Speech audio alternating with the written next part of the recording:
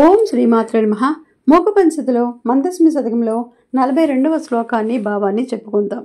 కామాక్షి స్మితమంజరీం తవ భజే యస్వాస్తి శ్యామంకురా నాపేనస్తన పానలలాసతయా నిస్సంకమంకేశయః ఊర్ధ్వం వీక్ష వేగకర్షతి ప్రసృమరానుద్దామయ్య సుండయా సూనస్తే బిసశంకయాసు కుహానాదంతావళాగ్రామిణి.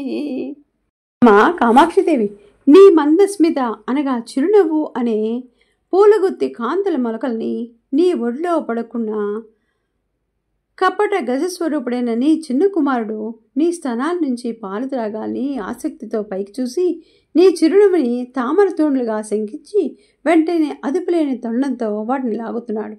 అలాంటి అందమైన నీ చిరునవ్వుల గుత్తిని ఆనందంగా భజిస్తాను. ఓం శ్రీమాత్రే నమః.